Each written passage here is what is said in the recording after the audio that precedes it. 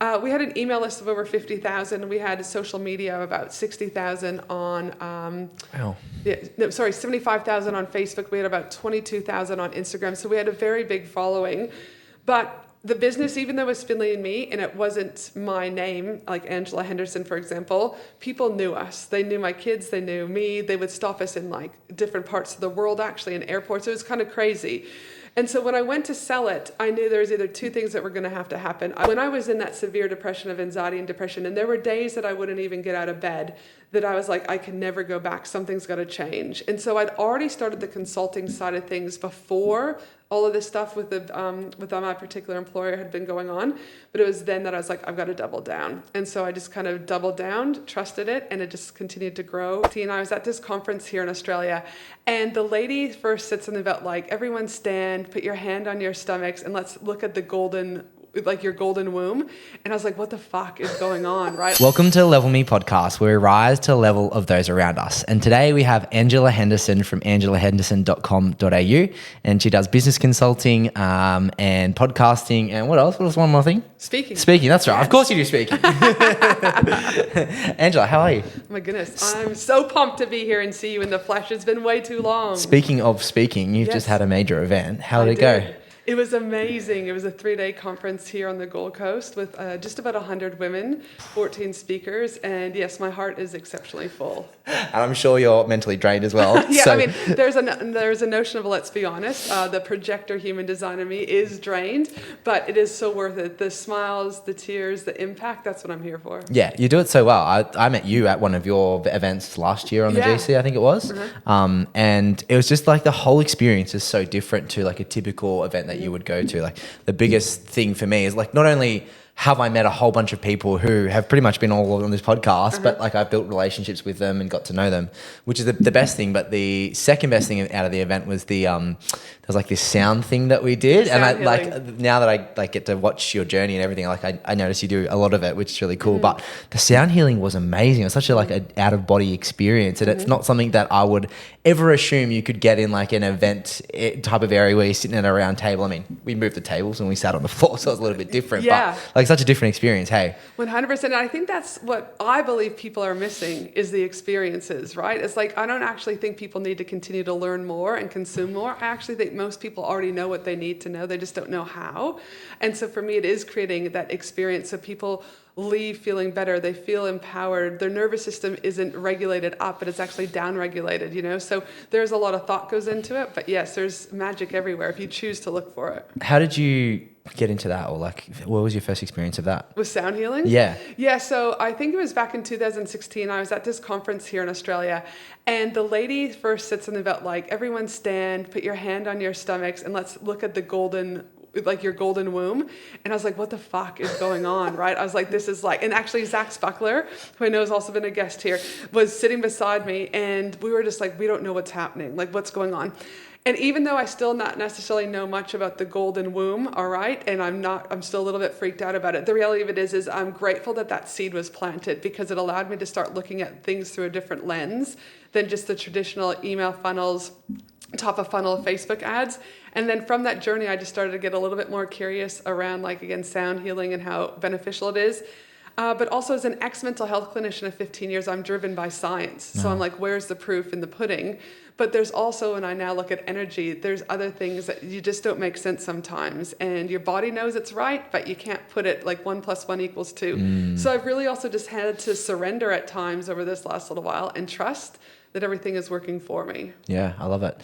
I love it how you just did like the women's thing, because the one that we did was like a mix. It was a bit of everyone. But walk me through the whole just the women's, and like there's so many people there. You did so well to like gather that many women.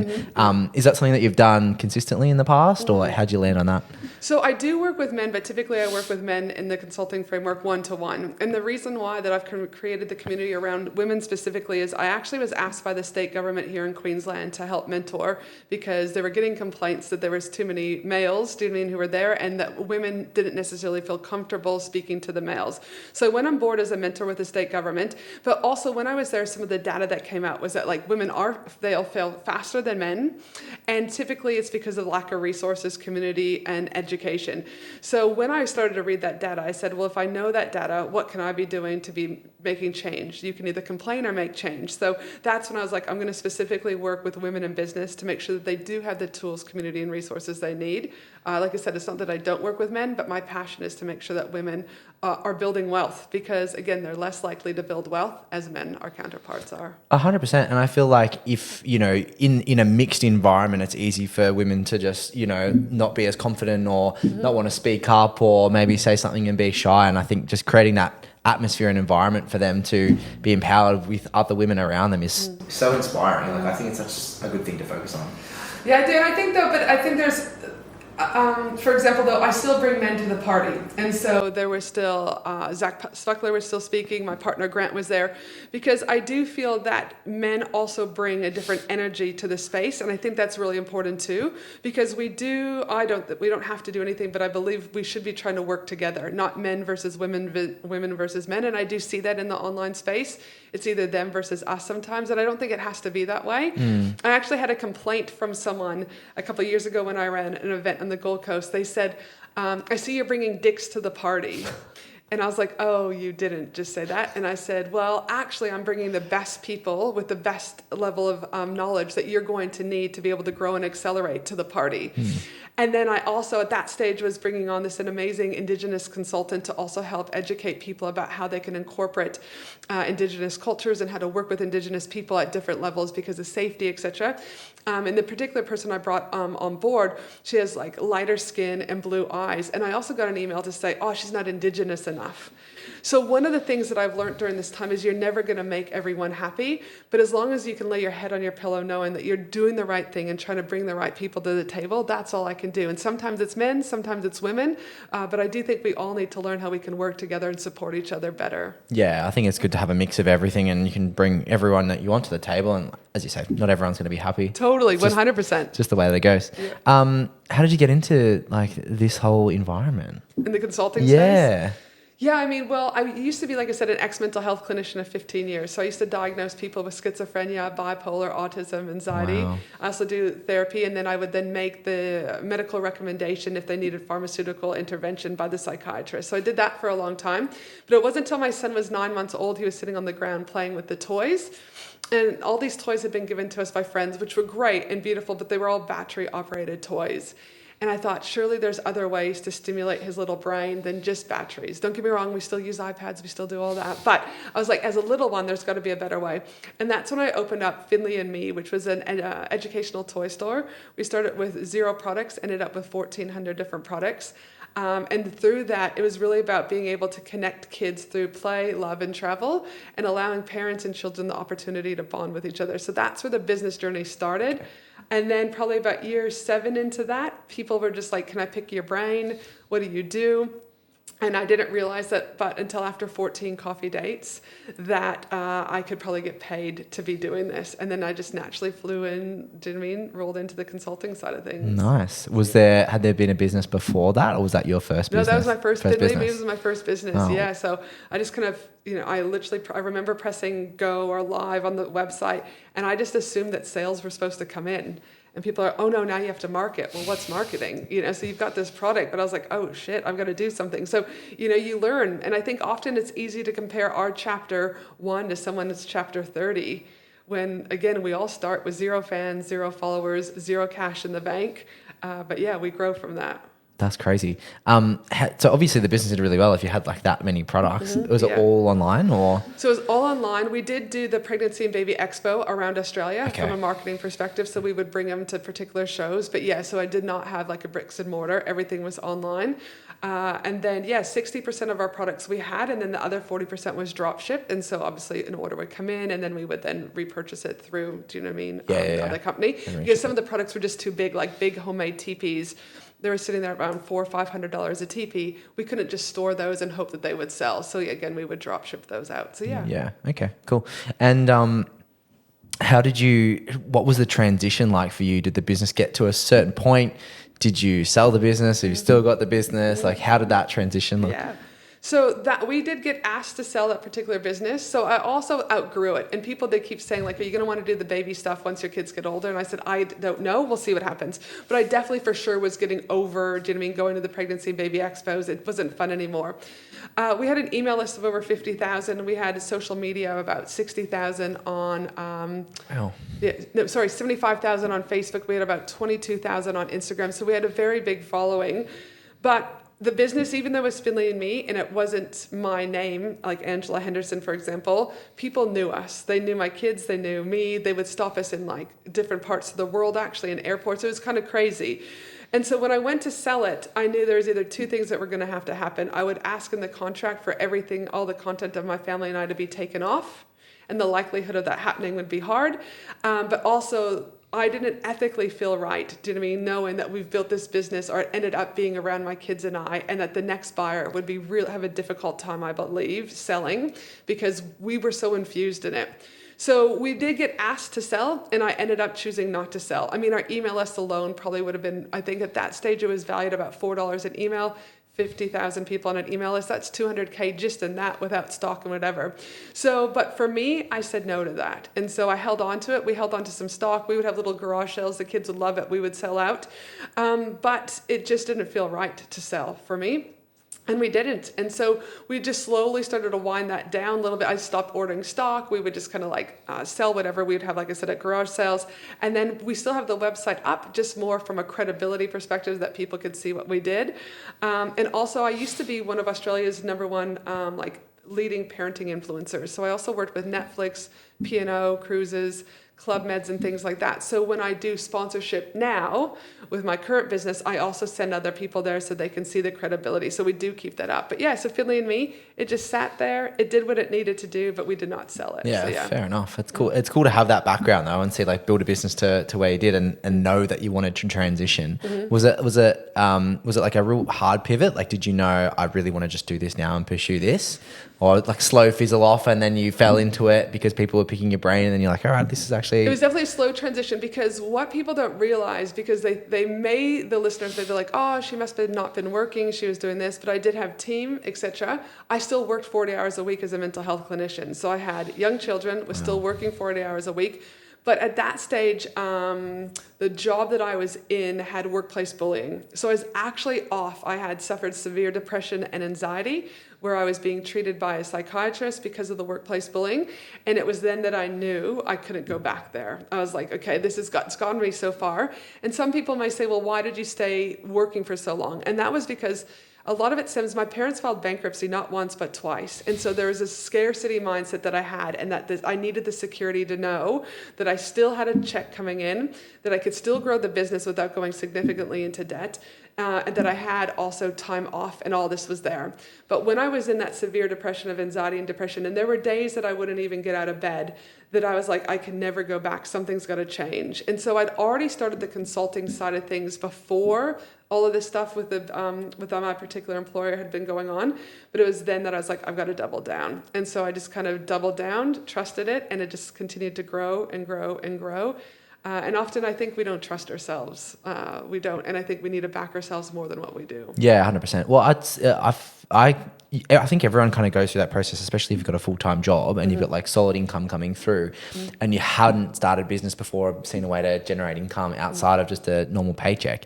It's scary. It's kind of like, is this going to work? Is it not going to work? What's going to happen if I don't have money coming in? And particularly if you have a childhood where you grow up where you do have that scarcity mindset, or you do have like, I say this all the time, but my dad's Dutch, and so like we want to make sure that, you know, every penny's accounted for, and we got money coming through the door and all that sort of stuff. So for me to step outside of like a very comfortable job that I was in for 10 years, it was scary. It was like, well, where am I going to generate money from, and all that sort of stuff. So I can definitely see where that comes from a childhood perspective. 100%. We had a pretty cool discussion just before around like your like yearly schedule, and you're saying like when like this time of the year it's pretty full on and pretty crazy, but you also get some nice flexibility around the rest of the year and everything else like that. How do you plan out your year? And you also said that you're going home tomorrow and doing some planning as well, like some quarterly planning, whatever it was. Yep. How do you plan out a year in terms of like having flexibility and time, and then how work comes on, and then the goal setting, everything else like that?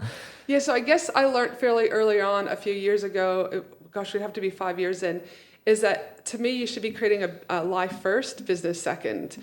And some people might disagree with that, and it's okay to disagree. But my grandmother died on Christmas. My brother died 6 months later on Mother's Day. A father type figure then died 6 months after that on New Year's Day.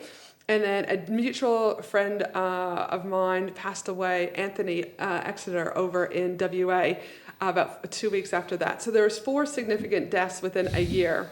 And I thought something's got to give. Business was first, life wasn't. And so that's when I really started looking at what do I need to do before I plan anything for my programs, what dates need to come off. So the first thing that I do is I will always take off, my kids or my ex-husband and I are separated, so I always put in what weeks I have with the kids. All weekends are pretty much off. It would be very rare that I would work a weekend. So those, that's 52 weeks. I mean, there's a lot of time right there. But I think business owners take it for granted. I'll just sneak into the office and do 2 hours. I'll just do this. And then next thing you know, your kid's like, are you coming to play with me, Mom? And it creeps in. So my weekends are off with the kids. Then I plan all of our school holidays. I then will also plan all of the public holidays and all of the professional development days that the kids have. And then from there, I'll plan any adventures that we're going to take. So this past year, we went to Canada for 3 weeks. That's then blocked out. I was in Thailand for a mastermind. That's blocked out. And I just pretty much plan my life first. Everything is blocked out first. And then only until after that, business then gets infused. And then from there, I'll look at what programs I'm doing for the year. So I have rev share clients, one-on-one clients, mastermind clients in my events. They then get planned around that. And that's how it works. And if it doesn't, well, then something gets cut from my offers, because life is really short. I mean, the saying about if you have children, you'll have only 18 summers with them. Well, yes, you're going to have a bunch of other time with them, but not genuinely a full summer will you ever have once they go over 18. And I'd even argue 16, 17, you're probably looking at. And there's a study that I was reading recently that 80% of the time that you have with your kids will happen before the age of 18. So you're only really getting 20% left with your children. And I also remember seeing this thing, it was either on Instagram Reel or something, but they were sitting there doing an interview with someone, and they asked the person that they were interviewing, how old is your dad? And let's just say the person said 70. And they said, okay, on average, your parents will live to be 80. And he said, okay, so 10 more years you have with your dad or your family. How many times do you have dinner with them a year? And they said 5. And they said 5 times 10, you have 50 meals left with your family. Right? And so, for me is my dad lives overseas. And so technically I only have 8 years left with him.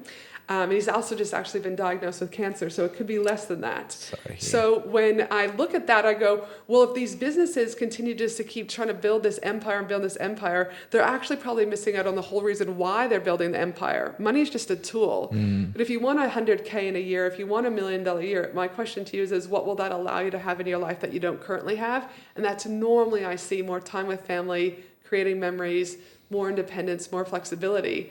But then you're wasting it because you're building the empire. So I always like to plan my life first, business second, and all those important dates go in first, and then what's ever left over is how my offers will be structured for the year. I think that's so important. I think so many people kind of get they have their big win in business and they become successful, and then, it's like, okay, well, how do I get to the next level? And then they get to the next level, and then it's like, okay, now how do I replace some of these roles and get people in to fulfill my time? And then, their business is thriving, they're really successful, they've employed people to do most of the hardship. Yeah, they might still be working in their business, but they've ultimately reached that sort of initial peak goal of like, okay, well, this is what we decided to do for business.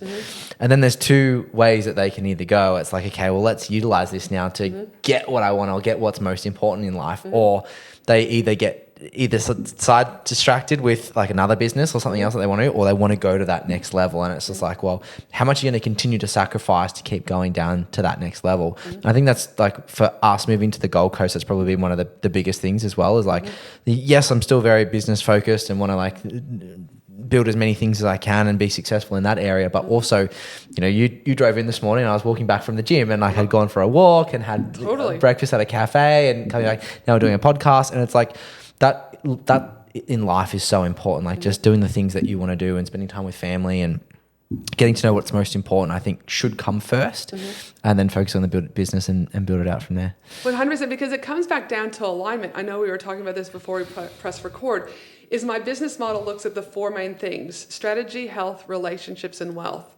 And most of the time, business owners are striving for that strategy and that wealth, but the cost to their health and the cost to their relationships. I see it over and over and over again.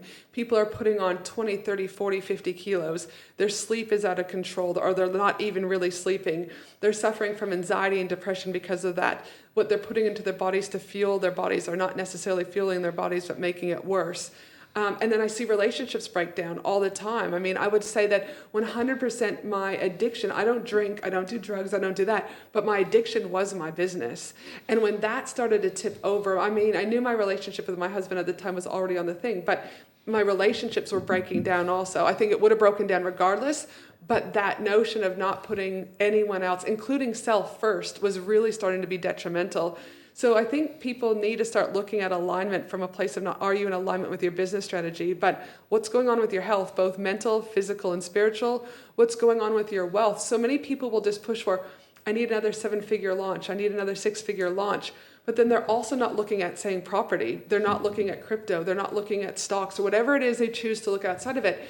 So again, I think you're really putting yourself and your family at risk by not building your portfolio outside of that. And though I'm not great, I've got land in Tassie, I've got one property, I'm about to get another one.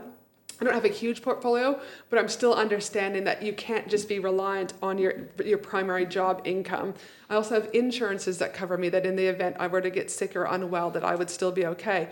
But people are so consumed about the strategy, so consumed about the next launch, that other things are falling apart right before their eyes, and it doesn't have to be that way. Yeah, and I think that alignment piece is really important. Before, I mean, you were talking before, like how your different life journeys have taken you through different stages, and how you felt not aligned for such a long time, and then once you pivoted to be more aligned or change things up at least, you had your best month in business, you lost 20 kilos, you were feeling really 100%. Good. How long did that journey take you to realize, and then how much of a hard process was it to not only go through, but then to make that final decision to go, like, something needs to change?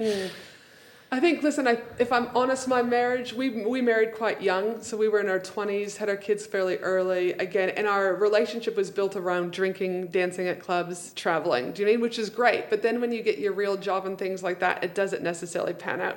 So I would say, listen, I probably knew like year 12, we were married for almost 20 years. Like I probably knew then. And then I was like, okay, but I live overseas. I don't have a lot of family support. We then have 2 kids. Anyone with kids, you know this. It's like the juggle is real. So I was like, there was always another excuse. And it wasn't until Christmas morning 2021, it's only a few years ago, we'd woken up, the kids had Christmas. And I have this thing with Christmas morning. We have everything we need. We don't need to go out. And my ex-husband said, I'm just going to go down to the shops and get the coffee. And I was like, but the coffee's at the house. Why do we have to go out? And it's not like I had just communicated to him. Like he knew that it was my Christmas morning, let's just hang out and be a family. And so then he's like, he said, well, let's get all the kids in and that. And then in the car and let's go for a drive. And I was already like, really? Like, why are we doing this? Why do the kids are still here? And then he goes to the cupboard to get 2 bottles of wine to give to like the local coffee people as a Merry Christmas gift. And I was like, this is about your ego. And so I remember going in, and he went in to, get his coffee and the wine. And my son saw me crying in the mirror. And he's like, Mom, I'm so sorry that I did this. Because he had said to his dad, Dad, can I get a lolly too? So my son thought it was his fault that we were there. And it's like, oh, buddy, this has nothing to do with you. And it was that stage. We got home at about 11 o'clock in the morning. I went to the bathroom. I closed the doors. And I looked in the mirror. And I was like, I can't go into another year like this. I genuinely can't. Like, I'm going to be 6 feet under here. And my kids aren't going to have a mom if I keep doing, this resistance of staying in this relationship. So I went in and I was like, listen, I've got this. And I've always had this quote, whatever you are not changing, you are choosing. And that my life is 100% my responsibility. And though I was saying this to my clients, and my clients were taking on board, I was like, I'm being a bit of a hypocrite. I'm not doing it with my relationships. So I walked out at 11:01, pulled my husband at the time aside, and I said, you've got till March to leave. And 59 minutes later, we sat down for Christmas lunch, and it was what it was. March 14th, he moved out, and it was my biggest revenue month at that stage in my life. And I don't believe in coincidences. I believe the shedding of that relationship opened up flow and energy. And I still was taking action, of course, to bring in that money, whereas before it was getting blocked. And then after that, I genuinely did not work out. I did not change my diet. I did not change anything, and 20 kilos came off. Like there was nothing that changed. But again, then you can argue, like, I was carrying that heaviness of weight that didn't need to be, the emotional heaviness, that just came off. Then I started dating on Tinder, dated this one guy, and then I met my current partner, Grant. Again, the most amazing human ever. I wouldn't have met him if I would have continued to be unaligned. So there is something to be said that, so it was just kind of like, you have to take radical responsibility. No one was going to come to that door, Jordan, and be like, hey, we're here to file the divorce. We're here to separate all your bank accounts. We're here to go through all the financial stuff. We're here to set his house up, your house up. No one's going to do it. So I had to just be like, okay, enough is enough. Draw the line in the sand and take radical responsibility. Grant is the best. I'll definitely give him that. And you guys are very aligned, like you can tell. Yeah. And I think such a big, what you said is just such a big component of life. I think we kind of grow up with our parents around us and our bosses, and we think someone's going to come knock on our door one day, like they always have, and say, oh, okay, now it's time for a pay rise, or now it's time for a new job, or you're going to get fired, or now it's time to move out of house. But once you're well established and living your life and been married for as long as you were married, you got to make the call yourself. And if you're not aligned, I think like it's very true. Like a lot of people will just go through life because of the excuses that you mentioned. We live in a different country. We've got kids together. There's no support network. Maybe one of us is working and financially stable. The other is the stay-at-home parent. And it's just, it works. So why would we change what works? But if you're unaligned and you're not happy and you are in these spaces where it's that heavy mental burdenness of like, this is too much of me and that's why I put on the weight and everything else like that. You got to make the tough calls yourself. And you seem so much happier. Oh my goodness, I'm so happy. But I also think a lot of it comes down to, there's a really great book called 10X is Easier Than 2X. It's actually one of my favorite books. And I think regardless if you have a job or not, you should be reading this book, because it's not just the alignment part, but I was also only 2Xing my life. Yes, I had a little bit of growth every year. Yes, my kids and I had a great relationship, but nothing was exponential. And in this book, they talk about, if you want to 10X your life, you pretty much will have to you'll lose your identity. And most people don't want to lose their identity because it doesn't feel safe. And our subconscious brain starts to go, there's 3 primary factors that drive our decisions 97% of the time. I don't feel safe, I'm not enough, and I don't belong. And these things happen from T1 and T2 trauma, which we can get into later. But from the 10X is easier than 2X, most of us don't feel safe to let go of friends, let go of family, let go of businesses that may no longer work. And for me, is I didn't feel safe to let go of that relationship. But it absolutely 10X'd me, in, like I said, in my health, in my relationships, in my business, and in my wealth. And so I encourage people to like really consider, where are they going to 10X their life? I'll give you 2 examples of how I apply this to my life every day. Is it a 2X move for me to be sitting here recording this podcast, or a 10X move? It's a 10X move because I love just being in your presence and your energy. Is it a 10X move or 2X move to run that conference? 10X move. Because I want to make an impact, but I also know, if I'm being honest, it's going to help my funnel. It's a 10X move.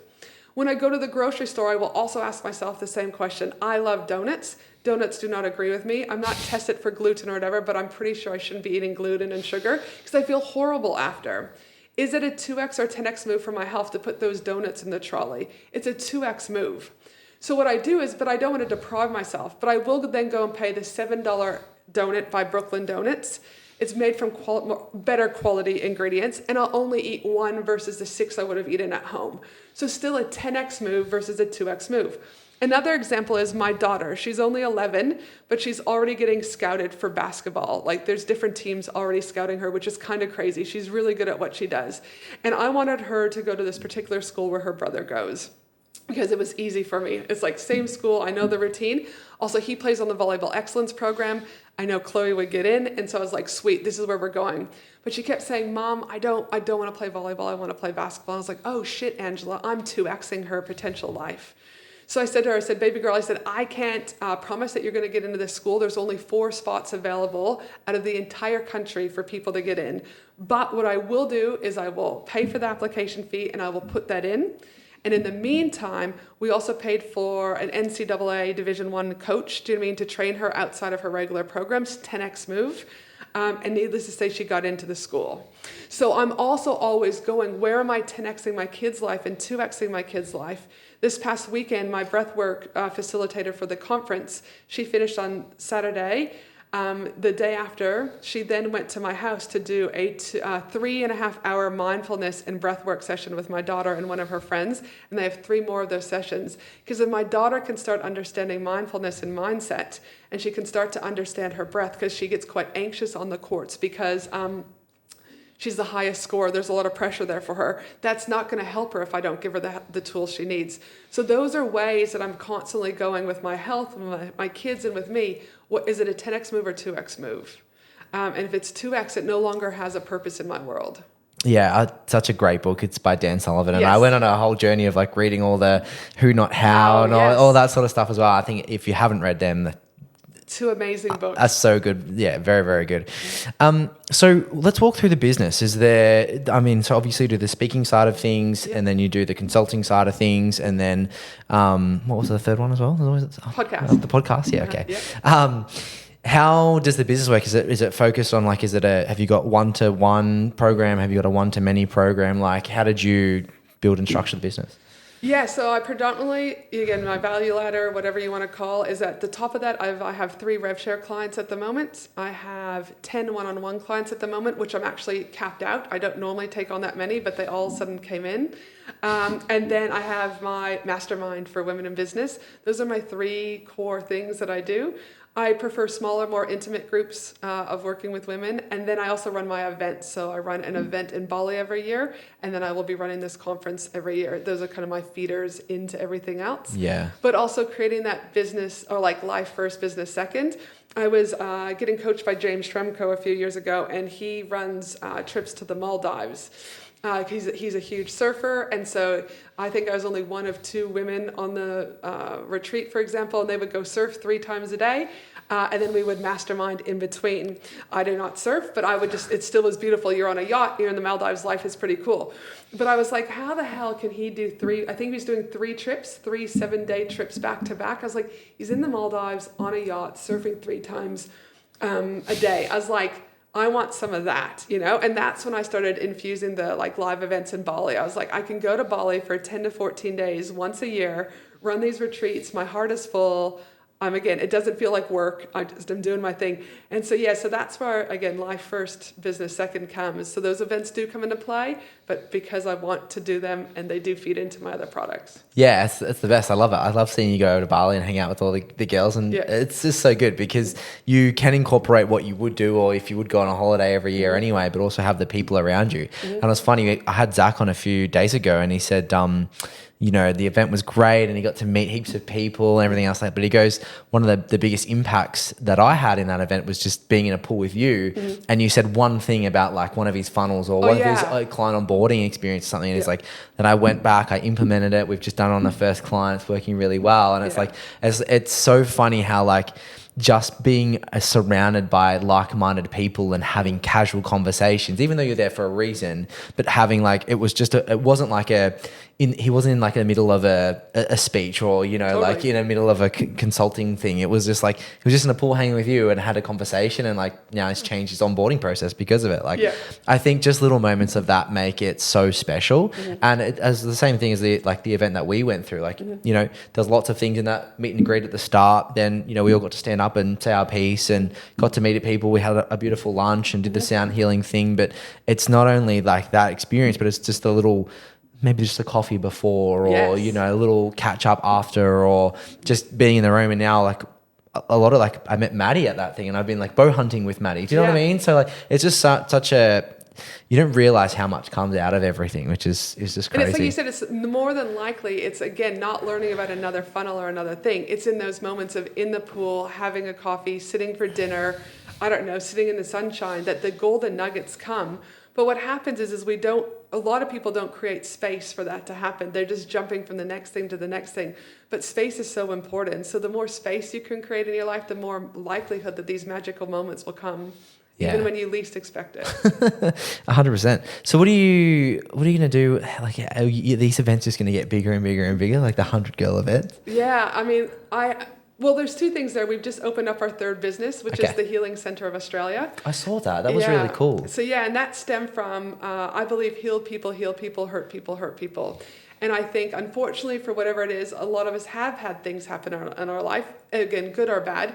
And we do hang on to anger, and we do hang on to resentment. And from that, again, it's very hard to grow. So Grant and I have opened up the Healing Center of Australia. Our goal is to find land in the next 12 to 18 months to be able to build the first center in Queensland, and then being able to then replicate that in every state thereafter, because not everyone can maybe fly from Perth or Northern Territories to come. So that's what we're kind of working on already behind the scenes. We're just about accredited 200 hours later for sound healing, as being sound healers ourselves. We facilitated our first silent retreat, which was fascinating. We had 16 amazing humans there, and they were just like, this is transformational. Again, being able to sit in silence. And yes, they did not have their phones. They did not have any TV. They weren't allowed to read books. They weren't allowed to paint. They were allowed to journal, because I do believe when you start to sit in silence, everything that you suppress will start to come up, and you do need an outlet to be able to do that. It's not to write your to-do list or to write your next plan. So we're already working behind the scenes to bring that to life. And so that's kind of where we're going. So we'll still keep doing the consulting. Those events, I think, will continue to get bigger. But for me, it's also, how can I help people who aren't in business to equally have as much impact as I do in the business realm? I love that you guys are doing that together as well, and you can kind of see how you are aligned, because you're both like, I remember when I met Grant the first time and met you, I kind of met you both at the same event, really. I could just see the connection between you two. Like, it's crazy. And it's good to see a journey, like having the sound healing event there, and like I know you'd done heaps before, but now you guys are doing it. How was that whole experience of like learning how to do it properly? Because there's all different types of instruments and everything. Hey, is it full on? I mean, listen, it was a bit full on. It was 7 days, 10 to 12 hour days learning the technique. And so that was very full on. But again, we wanted to do that process together, and we wanted to learn from some of the best here in Australia, which we have. Because again, if I'm going to do something right, I want to do it right from the beginning. And I would never want to compromise people's health or anything like that because we didn't learn. There's a lot of people who will just go and take an hour learning sound healing, you bite off of, do you know what I mean, something, and then they call themselves sound healers. But when you're dealing with sound, I mean, it does travel to different parts of the body. It can provoke different emotions, and you have to be mindful that if you're working with someone with, like, say, PTSD, ex-military, a lot can come up, and if you're not equipped to deal with that, big trouble can happen. So Grant and I did that together, which has been great. We also ran the silent retreat together, and he comes to all of my events, so he's just been at the conference with me for the last 3 days. So it's a beautiful thing, to be able to share that journey with him, and I'm excited for what's to unfold, and I just keep taking action. People always say, you talked about the book, Who Not How. I was in a mastermind in Napa Valley with my coach at the time, and the question he said is, if you had $1 million to start anything again, and you can't invest it in stocks or property or anything like that, it's just, what would you do with business? And the Healing Center was everything. It was like pages and pages.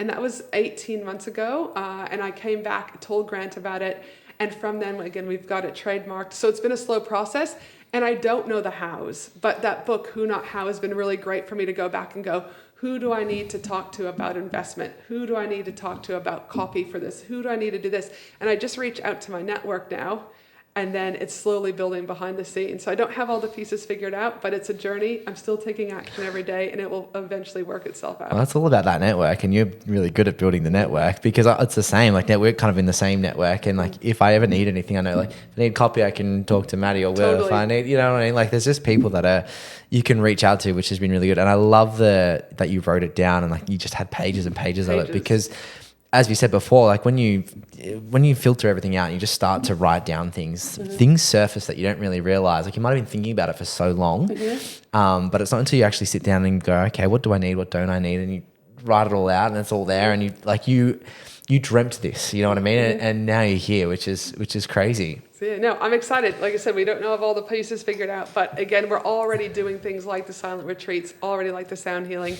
It cannot not unfold beautifully. And I don't know the space too well, but it sounds like and looks like, and getting to know you both, that you guys will do it really well and like do it properly and deliver it really well in Australia, which I think is needed, because a lot of people don't. Like, for me, before I went to your event, it's never something I would do. It's just not like, I wouldn't be like, I want to go do this on a weekend. 100%. Do you know what I mean? It's not until you actually sit down and go, okay, this is actually different. It's not just like a sound thing that's, oh yeah, that was great. It was actually legitimately different. And I think you guys will deliver that really well. Yeah, no, we're excited. So you mentioned like having a few mentors and mentorships. Mentioned James Shrenko, which I know a lot of like our network have been to as well, and they all go to that surfing thing, which I'm very jealous of. But how like far and masterminds and stuff like that? How far down of the journey of like getting mentors and doing masterminds have you gone down? Has it been really deep, or? I've spent almost probably $750,000 on personal development and mentors and masterminds and events and things like that since Finley and Me. So it's not just since the coaching, like throughout that was 2010, we're now 2000, so 14 years, do you know what I mean? I've spent an enormous amount. And there's been good ones and there's been bad ones, but there's also good doctors, there's bad doctors. But every time that I've spent something, it has helped me in some way, So for me, I think it's super important to be able to be in a room with the right people. And I also like to be the dumbest person in the room. And so I will pay big money to go sit there because I will absorb and get so much out of it. But I've also had to learn that I deserve a spot at the $1 million table. And so I went in with that philosophy the entire time. I remember going to my first mastermind, and it was a room filled with men predominantly. And they were like, "Oh, your husband let you come here." And they're like, "Oh, that's nice of him. Who's taking care of the children?" I'm like, it takes two to tango here, people.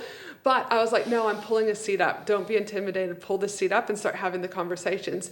And lo and behold, they were very surprised that they're like, they didn't say this, but I could tell, oh, she actually knows what she's doing. She knows what she's talking about, right? So I always say, never be afraid to pull a seat up at the table because you have just as much to add in value than anyone else. But yeah, masterminds, one-on-one, different events, different courses, etc. Now I'm a little bit more selective about what I need. So I will do things like I'll arrange peer masterminds like what I've did for us before, where I just bring the people together. I don't need to get paid for it, but just bring good humans together and that will fill my cup. This year I paid for certain consultants for certain things that I needed just as a one-off like little blurb. I'm not in a mastermind at the moment, but I am looking at doing some stuff over in the US next year again. Australia is great, but I think again our options can be limited sometimes over here. But yeah, so go and look a little bit more. Yeah, cool. But you would recommend going into masterminds? Oh gosh, 100%. I'll say if you really need to ask yourself, what do you need?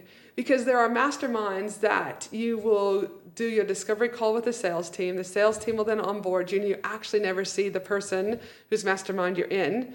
That might work for some, but if you're wanting access to that particular person, really do your due diligence because it might be that it's not the mastermind. It might be that you want one-on-one. Masterminds, I was joined a $20,000 mastermind once and the coach wasn't there. Like it just wasn't. Did I ask for a refund? No, because I didn't ask the right questions also. So I feel like it takes two to tango. I also had to do my due diligence. So masterminds can be really great if you know why you need them. Don't let your ego drive it and just be like, oh, I'm going here because X, Y, and Z is there. I know I did that a couple times because I thought I needed to be around those people. And if they won't get on a call with you, I say run. I really do. And that one particular one that I paid $20,000 for, it was a salesperson. I said, listen, I'm happy to give you my credit card, but I just want to speak to her to make sure that we're in alignment because what she says and how she acts, I think, but what is she like when I talk to her? They pretty much said you won't get her on a call unless she's getting paid. Okay. So that should have been a red flag. I didn't, but again, I still paid the $20,000. So that's my fault. Whereas I do all my own discovery calls, but I also look at masterminds as like an all-you-can-eat buffet. And that's how I've set mine up. It cannot be prescribed, so be very mindful about how prescribed it is and how do this blueprint because you have your own uniqueness that will come with that. So for me as I will offer one-on-one, I will offer unlimited email access and voice messenger, all like live retreats, live events, and things like that, and then they can pick and choose what they use based on what they need, their business model, their personality, their human design, their everything. Where so often I see where they go wrong is they're just like, it's supposed to be a blueprint. You cannot do cookie cutter. I don't care. There's too many factors that make you who you are to do cookie cutter. And that's where I see it go wrong. And that's where I see masterminds get a bad rep. That's my opinion. No, I definitely agree. I think so many people who are especially starting in business might get to like a certain roadblock. Maybe it's a financial roadblock, or maybe it's a certain client limit or something, and they need to break past that point. And you kind of get this feeling of like, oh, well, these masterminds or these mentors have done it all before. So there should be this like really clear path of how to build it out. But there's so much around you, your specific business, your niche, what you're going into. And yes, they'll be able to help you and get past those roadblocks and maybe jot out a way that you can continue to go forward, but there's so much uniqueness that you bring to the table as well. And I say this in property all the time, is like, because we work with 200 businesses, everyone's like, well, who would you work with? And I'm like, it's not about who I would work with, because I want one particular thing. Totally. It's around who you are and what your philosophy is and what you align with and what you want out of your property portfolio. Then go speak to 5 people who you think you align with, and same thing, go and speak to them directly. If you can't get a hold of them directly, then you're never going to get a hold of them through the process. And then figure out who you align the most with and go and work with them. And then, if it doesn't work, then choose someone else. If it does, happy days. And also, I think, Jordan, people need to understand ROI. Is that so often people will join a mastermind expecting an ROI just in revenue, but they also don't forget that sometimes the ROI will take 2 or 3 years down the road for it to come to fruition. Because your mentor or coach could have said something to you, but you weren't ready to implement or receive. And then later on, you're like, oh shit, why didn't I do that? They told me this years ago. So, my one coach I paid $45K to work with for 6 months. And I was like, oh my God, that's like a down house deposit. Do you know what I mean? In some areas, I was like, that's a lot of money. But one decision or one piece of advice he gave me yielded me a $90,000 launch.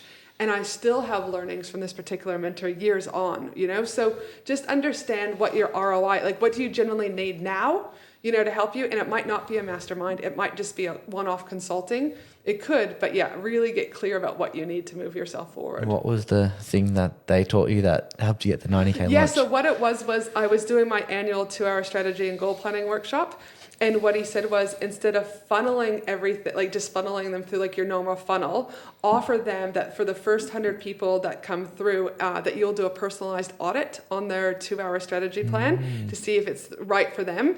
So they could apply. So that's what we did. We just changed the funnel. People then submitted like their questions and their plan. I then did like a 10 to 15 minute little thing. It was crazy. It was very intensive. I'd probably only do 50 of those now. But from that though, because then people had already been in my funnel, came and spent 2 hours with me, then received a personalized feedback. Again, we had $90,000 closed, do you know what I mean, from that. So it was like, crazy. It worked, right? Yeah, but that's where I think people become lazy, in my opinion.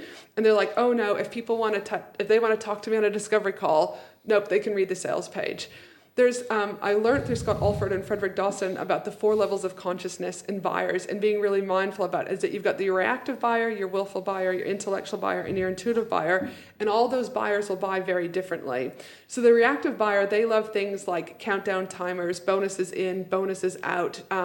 They like the sales pages, but again, they're reactive, right? Then you've got your willful buyer, and your willful buyer, they're the ones who need to see a good sales page with testimonials. And that's really it. But they just like that more social proof, and they don't need the countdown timers. They just want more proof. The intellectual buyers, they're the ones who need all of that. Plus they need to see in-depth case studies, and they want the opportunity to hop on a discovery call. They're the ones who are looking at buying like a minivan for their family, and they've got spreadsheets already up, and they've got like the dimensions of things, leather seats, hot seats, whatever, right? And then you've got your intuitive buyer. They don't need any of that. They just lean in and go, this feels good, give me the link to buy. People have to be mindful that the reactive buyer and the intuitive buyer, they're more likely to also ask for refunds, right? And so again, be mindful about that, because that can also come and bite you on the ass, because the intuitives are like, it felt good, but now you want me to do some work? I have to take action, Ange? What do you mean? This now feels hard. It's not within my flow. And I'm like, well, bullshit. Get to it, sister. No, I want a refund. Sorry, read my terms and conditions. So just be mindful of that. But yeah, understanding how people buy is really important too. I think breaking that down is really, like, not a lot of people think they are all out there. And I'm the third last one where I need to know I need to know all the details and everything else like that. But you don't, and it's funny how like you can be one category and then you can build your whole sales funnel and marketing funnel around that specific category 100%. because it's what you need and what you're used to. And you're like, oh, I would like this if I was the buyer. But there are three other categories that people go through that you need to, so you just need to be aware of it. To kind of sort of wrap things up with the planning sessions that you do, what are some of the key, at a high level, key things that you teach or help people to go through to help plan and map out their journey or do their planning? Yeah, I mean, I think, again, we always start with life first, business second. So what major events do you mean are coming up, or where can you start planning your days off? And most of the people that will come with me will be like, Ange, I had 60 days off this year. I got 80 days. I'm trying for 100 next year.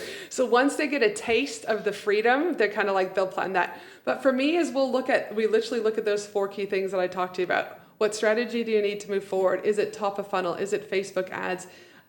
Is it networking? For example, I look at visibility, either organic, partnerships, and paid. What one of those are you going to do, or what multiple ones are you going to do, and how do we break that down? I then look at their health. What do you need to focus on during the next year for your health? A lot of people are hitting the menopause stage. Okay, well, what do we need to do to make sure that you can still run a successful business? Some people, though, that I work with are hitting IVF and pregnancy stage. Okay, great. Well, we probably don't want to plan 8 launches in the year, because your body needs to be able to rest and recoup in order to be able to fall pregnant more easily. And then we look at wealth. What are you doing? Do you have your financial advisor in place? Do you have your accountant in place? Do you have a broker in place? Whatever. Oh, I didn't even think about that. Okay, well, let me recommend you to people and start thinking about how you can build that portfolio. And then relationships. What do you need in the next 12 months for yourself? What do you need for your family? And what do you need to stay connected to your community? So really, I'm looking at it, that's my higher level, is how do we look at all 4 of those pieces to make sure people are in alignment moving into the following year. That's great. I think a lot of people, when it comes to planning or like future predicting or like mapping things out, just think about the variables. Well, I do, because like I just love the numbers, but you're kind of like, oh, to get to X, I need to do Y, or it's that 2X versus 10X type of thing. And people don't think about it logically the way that you do, not logically, but they don't think about it in the area of like, 2 times the leads equals 2 times the sales, or 2 times this, 10x is 10x. It's like, well, think about everything in your life and how every area of your life gets impacted. And it's so true, because if your health isn't in order, a lot of the times your days aren't in order, because 100%. you haven't like. I try and always start the day with going for a walk or going to the gym, because then I just feel like the hard thing's done and now I can just focus on the business. Where there's been a lot of time in my life where I haven't gone to the gym or I haven't done those things in the morning, and then like my day's just ruined because I'm stressed or worried, or I haven't got rid of the endorphins, and like now I'm stressed about this. And I think, just looking at your whole life and every element of your life is really important. And I think you touched on it before with like the alignment piece. If your relationships aren't aligned, then what other areas of your life is that not impacting? 100%. And so I think there'll be a lot of people who are listening to this that are going, well, like what other areas haven't I looked at that might free up my business or free me up to then review my business in a different light to then project forward, rather than like just simply, I need a bit better sales funnel, or simply, I need double the leads, or whatever it might be, right? 100%. I know one of my RevShare clients recently, she came to me because I meet with my RevShare clients every week, and we were on a call, and week 1, she's like, I've got a bit of a headache. Week 2, she said something about, my sleep. Week 3, and week 4, and I said, you know what? I said, I'm not talking anything about your team, anything about your funnels. You've come to me for the last 4 weeks with physical symptoms. You need a doctor's appointment. You need to get your bloods done, and you need to go and figure out what is going on. And she was sitting on almost needing insulin. And so again, she went and addressed that. She lost, again, it was either 6 or 8 kilos she lost. Her sleep is better. Everything's better. She's actually making more money. She will hit her second year 7 figures in a row. And she also didn't have to go to insulin, because again, we were able to catch it. But if I wasn't looking at it from a holistic lens, I just would have pushed more team, more money, more funnels, more whatever. But I was like, no, stop. We don't talk about any of this. Something's going on with your health. And I would be negligent as your consultant to ignore that and just go onward. So I think, again, you need to be looking at all these areas, because they all weave in together. Yeah, everything plays on it, and it's so easy as a business owner to just focus on business, and that's like the most important thing. Got to work more, got to work harder, I'm missing something.